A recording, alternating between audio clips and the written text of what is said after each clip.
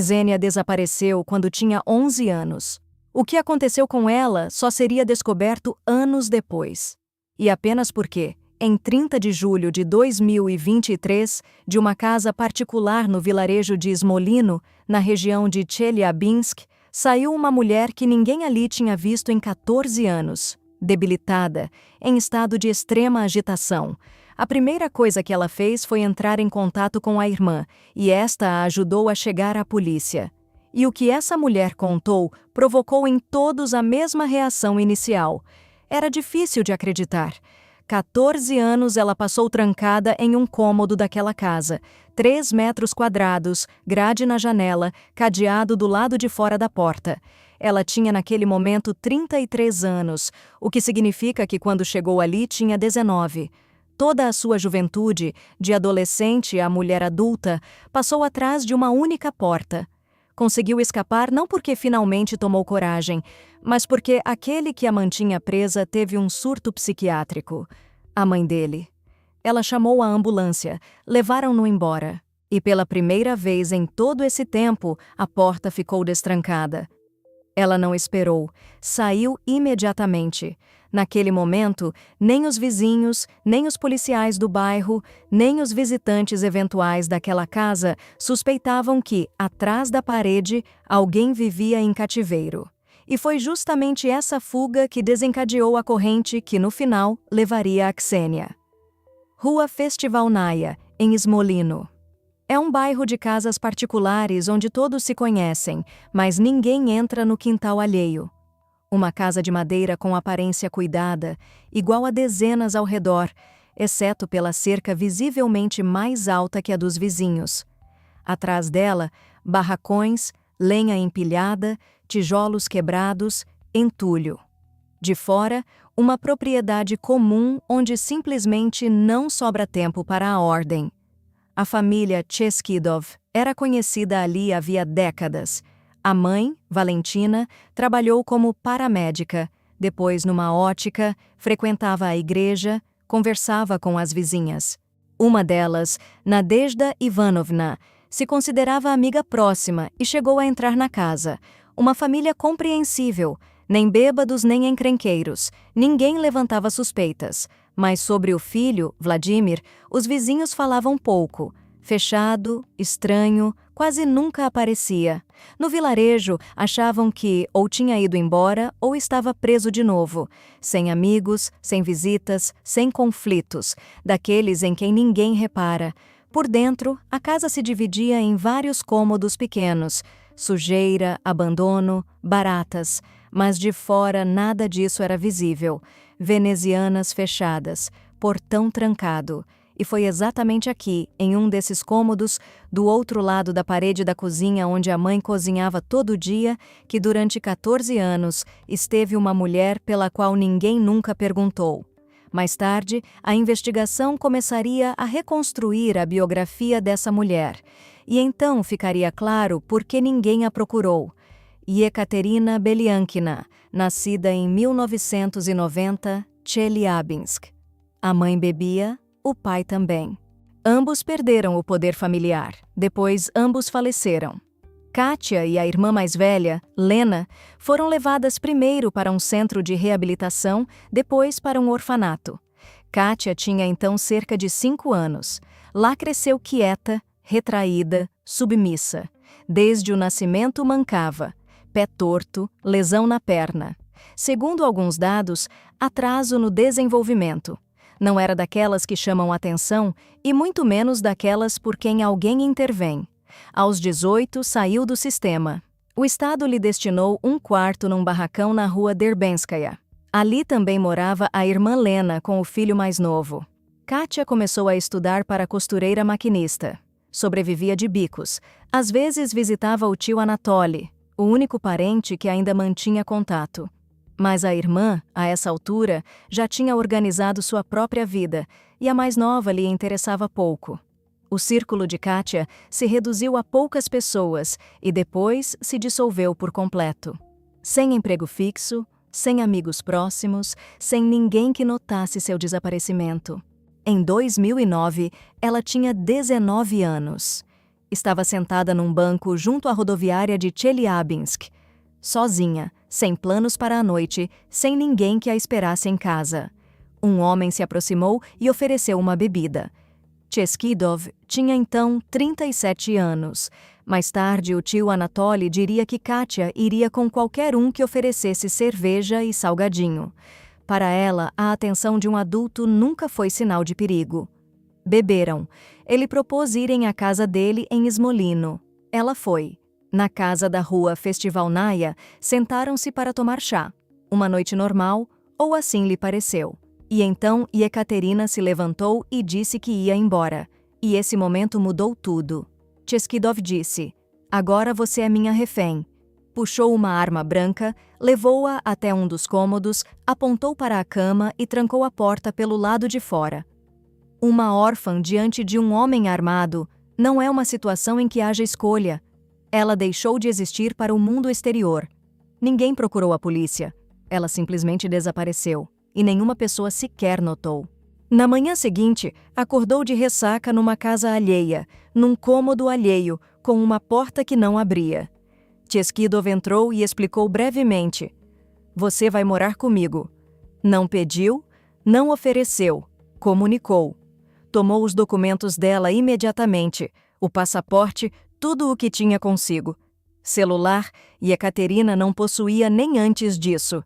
E a partir daquele momento, ela não tinha nada que a ligasse ao mundo lá fora, nem um nome em papel, nem um número para ligar, nenhuma única pessoa que soubesse onde ela estava. O cômodo, 3 metros quadrados. Uma cama, papel de parede arrancado, sujeira. O acesso era somente pela cozinha. Após a prisão de Cheskidov, investigadores e jornalistas entraram na casa e registraram em câmera o que viram lá dentro. Um banco largo de madeira servindo de cama. Baratas enormes por toda parte. As grades nas janelas estavam cobertas com tecido, não por conforto, mas para que de fora não se pudesse enxergar o que acontecia lá dentro. A porta era presa com arame e um cadeado que Ekaterina não conseguia remover. Não tinha altura nem força, mas o cadeado era apenas o primeiro nível. Quando Cheskidov saía de casa, amarrava-a a uma estrutura. 2 placas de MDF unidas por grampos metálicos, mãos e pés. Na cabeça, colocavam uma caixa de madeira fixada às tábuas. A boca era vedada com fita adesiva. Pedir socorro, impossível. Mover-se, impossível. Ela ficava assim por horas, até ele voltar. E esse é um ponto importante, porque não foi improviso nem explosão. Cheskidov construiu deliberadamente esse sistema. Selecionou materiais, calculou as fixações, verificou se aguentava.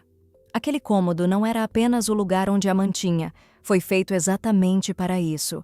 O dia começava sempre igual.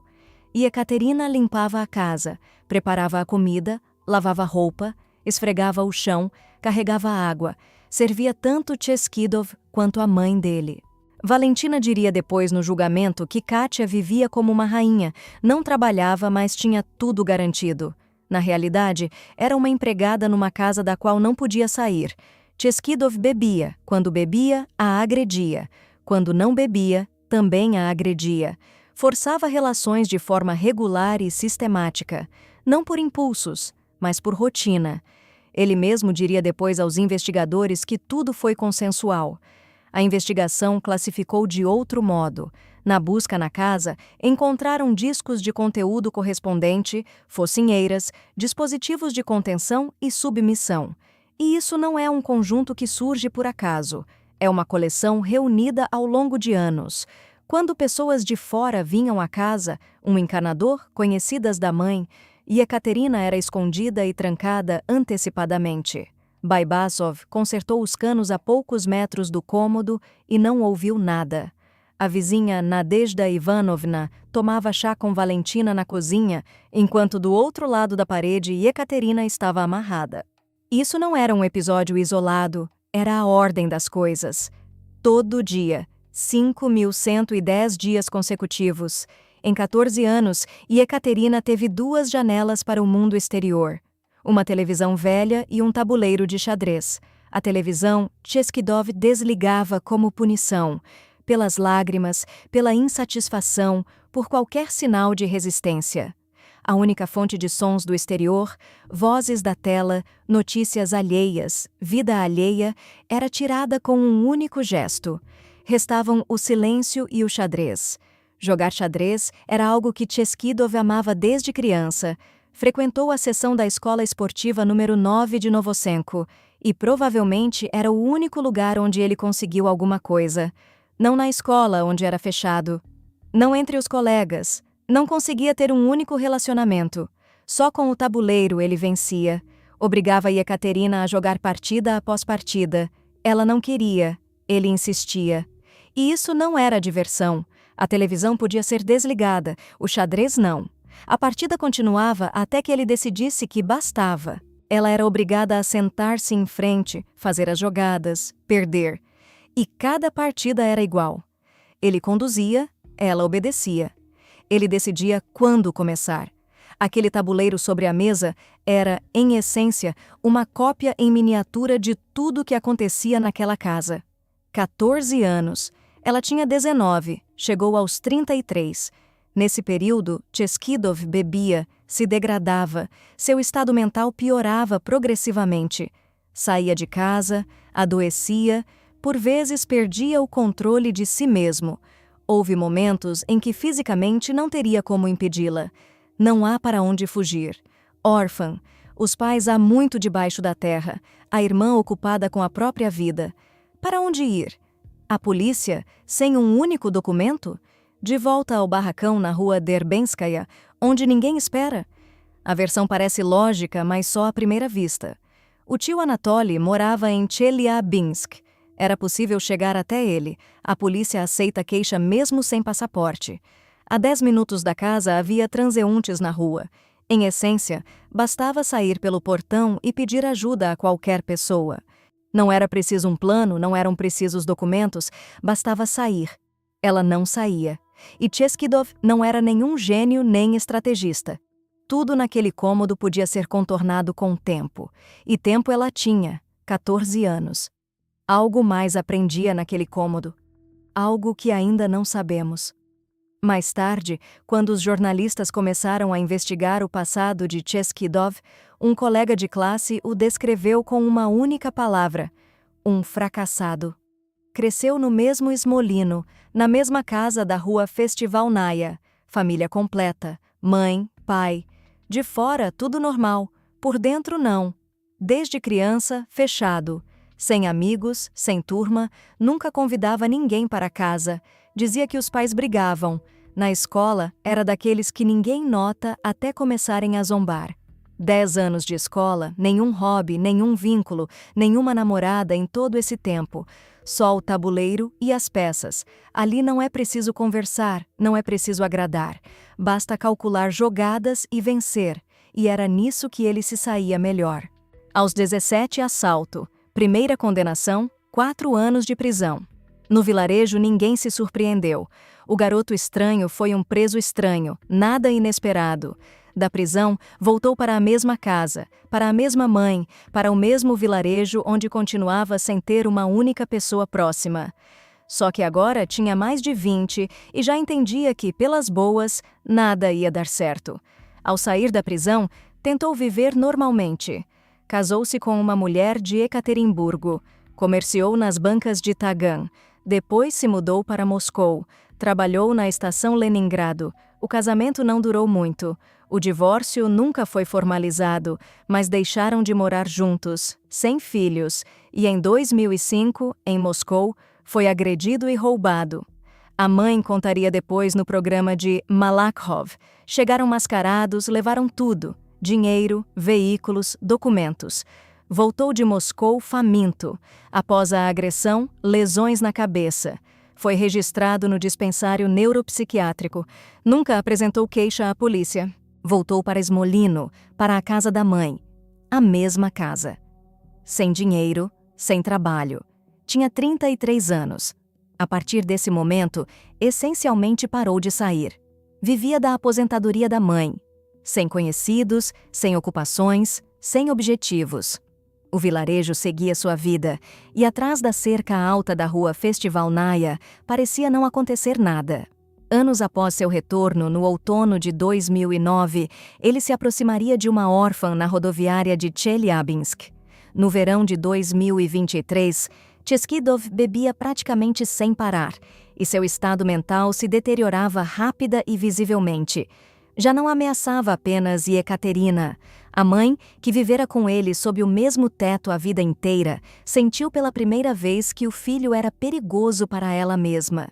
30 de julho. Surto. Cheskidov estava na horta. Estava fora de si. Valentina, ex-paramédica, entendia o que aquilo significava e chamou a equipe do hospital psiquiátrico. Levaram-no. E naquela confusão, a porta do cômodo ficou destrancada, pela primeira vez em 14 anos. Segundo o depoimento de Yekaterina, foi justamente a mãe quem a ajudou a sair. Mais tarde, a acusação de cumplicidade no sequestro contra Valentina seria retirada. A investigação levou em conta que ela facilitou a fuga, medida cautelar de não se ausentar. Provavelmente a ajuda foi simples: vá embora enquanto pode. Mas o importante aqui é o seguinte: nenhum sentimento por Yekaterina. Ela ajudou exatamente no momento em que a ameaça a atingiu pessoalmente. Yekaterina não hesitou. Tudo levou minutos. 14 anos e minutos para sair. Então, não era questão de possibilidade física. Minutos houve antes também. Algo diferente aprendia lá dentro. No dia seguinte, Cheskidov foi estabilizado e preso diretamente no hospital. Na detenção, caiu no choro. Yekaterina, enquanto isso, chegou a Chelyabinsk, foi até a casa do tio. A irmã registrou a queixa e uma equipe de investigação se deslocou até a rua Festivalnaja. Abriram a casa. Tudo o que durante 14 anos estivera escondido atrás das venezianas tornou-se material do caso. Os investigadores registravam, descreviam, fotografavam. Depois passaram às construções auxiliares e ao quintal. E no porão, aquele mesmo onde a família guardava mantimentos, encontraram uma panela. Dentro, o que restava de uma pessoa. Restos descarnados. Uma mulher não identificada. Mais uma. A investigação naquele momento não sabia quem era, nem quando chegou àquela casa. O que lhe aconteceu, também desconhecido. A identidade não foi estabelecida nem então, nem depois. A única coisa registrada com certeza: o achado estava no porão, sob o chão da casa em que Yekaterina passou 14 anos. A partir desse momento, o caso que começara como sequestro passou a uma categoria completamente diferente. Após a prisão, os jornalistas foram falar com os vizinhos, e a reação de todos foi a mesma. Não sabíamos, não suspeitávamos. Uma das vizinhas morou ao lado de 2016 a 2022, 6 anos do outro lado da cerca. Contou que certa noite seu cachorro fugiu, saiu para procurá-lo e Cheskidov estava fumando no quintal. Pediu ajuda, ele ajudou. Calmo, de poucas palavras, encontraram o cachorro, cada um foi para o seu lado. Em 6 anos, ela não ouviu um único grito vindo da casa. A mãe saía mais, cumprimentava, conversava com as amigas.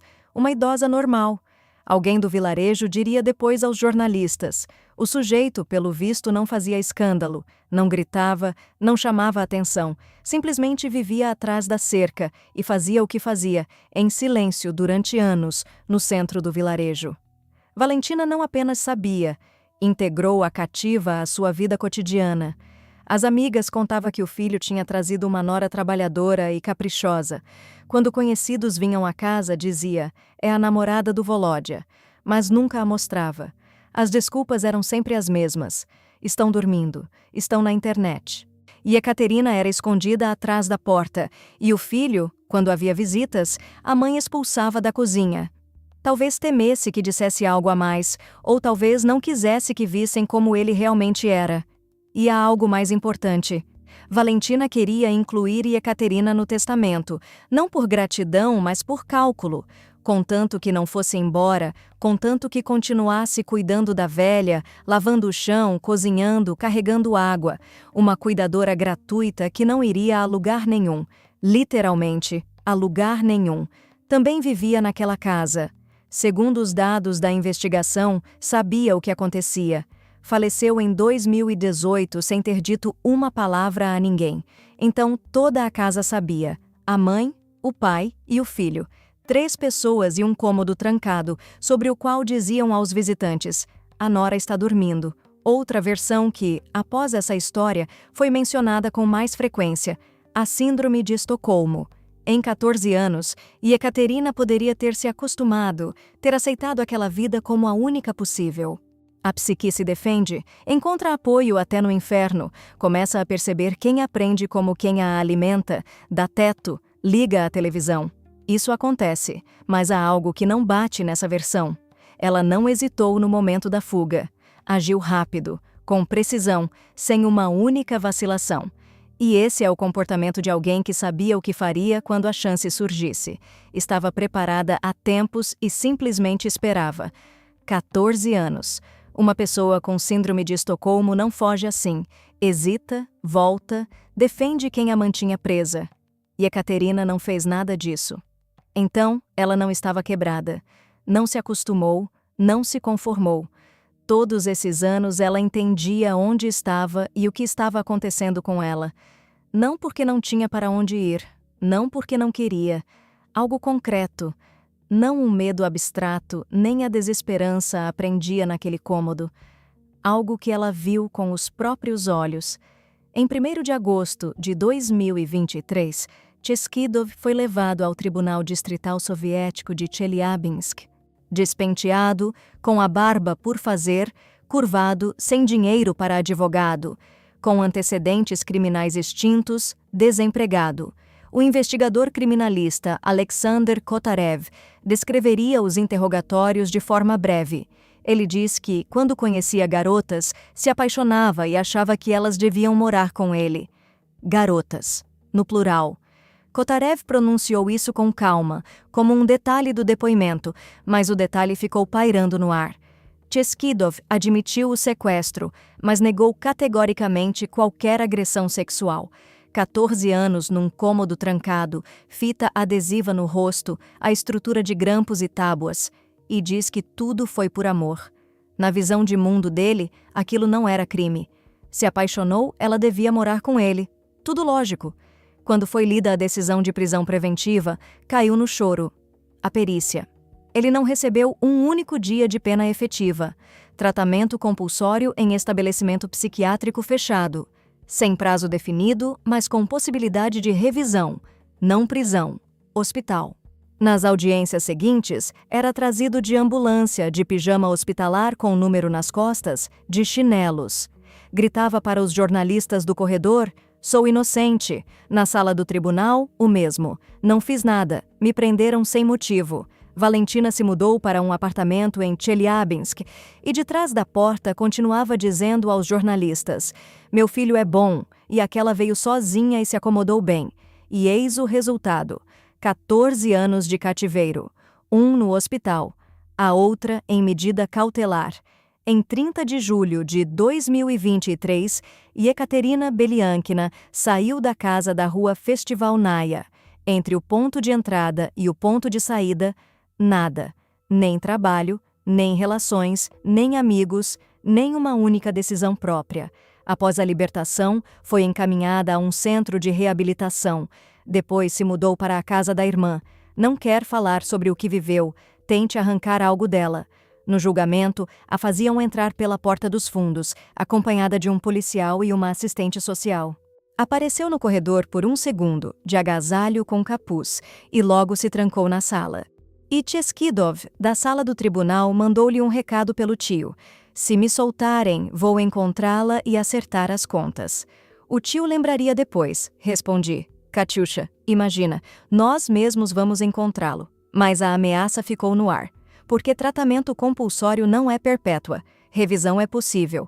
Ela não se quebrou, não se acostumou, não aceitou, esperou. E quando a porta se abriu, saiu correndo. Janeiro de 2008. Rodoviária de Senegori. 1 ano e meio antes de Ekaterina, Cheskidov conhece uma garota. Ela se chama Oksana, tem cerca de 30 anos, o mesmo roteiro. beber, ir para Smolino, ficar, só que Oksana ele não manteve no cômodo, mas no barracão, sobre um colchão sujo. Às vezes a deixava sair ao quintal para ver o sol.